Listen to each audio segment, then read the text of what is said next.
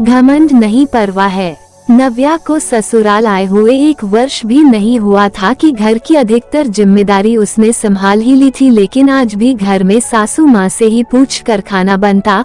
महीने का राशन हो या कभी ज्यादा लोगों को खाना बनना हो तो सासू माँ खुद रसोई संभालती। नव्या को ये बात बिल्कुल पसंद नहीं आती। उसे लगता सासू माँ को बड़ा घमंड है कि ये घर उनका है, मैं तो जैसे नौकरानी हूँ, इस घर की हर काम पूछ पूछ कर करो। लेकिन वो भूल गई कि उसने ही अपनी मनमर्जी के चलते जिम्मेदारी को सही तरीके से नहीं निभाया था, जिसके कारण उसकी सासू माँ को ही हर काम आगे आगे करना पड़ता था। नव्या की सास विभाजी घर परिवार चलाने में बहुत सुघड़ थी। उनका मानना था नव्या में अभी इतनी समझ नहीं है कि क्या कितना बनाना है और कितने लोगों के लिए बनाना है। नव्या जब घर में नई नई आई थी तो उसे जिम्मेदारी देकर वो निश्चिंत हो गई। सासू माँ ने नव्या को उसी समय समझा दिया कि खाना उतना ही बनाना कि बहुत ज्यादा नहीं बचे। एक दिन वो घर नहीं थी तो नव्या ने 4 लोगों के लिए काफी सारी दाल चावल सब्जी बना ली। जैसे खाना 4 लोगों का नहीं 8 लोगों का बना हो, जिसे दूसरे दिन तक खाना पड़ा। उस दिन उन्होंने नव्या को समझाया कि नाप से खाना बनाया करो, पर नव्या को ये बात समझ नहीं आई और वो अपने ही हिसाब से हर रोज वैसे हाई ज्यादा खाना बना देती। विभाजी को लगा कि रोज रोज टोकने या कहने से रिश्ते खराब हो जाएंगे, इसलिए उन्होंने कहा अब मुझसे पूछकर और मुझे दिखाकर ही खाना बनाना। ये बात नव्या को पसंद न आई। नव्या अक्सर अपने मायके में अपनी सासू माँ की बुराई करती रहती और दिन ब दिन उनसे नफरत करने लगी। इस बात से अनजान विभाजी नव्या का बहुत परवाह करती कि उसे ससुराल में परायापन ना लगे। उन्हें क्या पता उनकी फिक्र को नव्या घमंड समझ रही है। आज उन्होंने नव्या को अपनी माँ से बात करते सुना कि अभी तक नौकरों की तरह उनसे पूछो और तो और रसोई में ज्यादा सामान लिखो तो कहती है खराब हो जाएगा, जब जरूरत हो तब मगा लेना। बड़ा घमंड है उन्हें अपने घर पर, जैसे मैं इस घर की तो कुछ हूँ ही नहीं।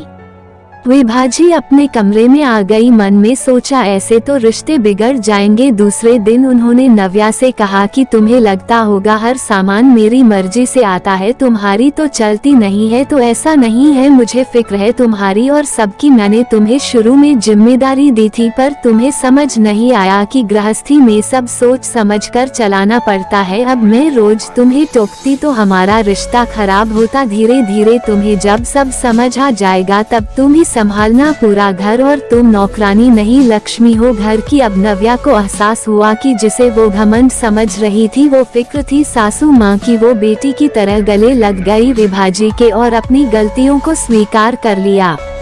हमारे द्वारा प्रस्तुत ये कहानी आपको पसंद आई हो तो हमारे कमेंट बॉक्स में एक प्यारा सा कमेंट अवश्य करें और हमारे YouTube चैनल जिसका नाम है एक्टिव स्टोरीज को सब्सक्राइब करें ताकि आपको अच्छी और इंटरेस्टिंग कहानियाँ सुनने और पढ़ने को मिलती रहे और अपने फ्रेंड्स एंड फैमिलीज के साथ जरूर शेयर करें। धन्यवाद।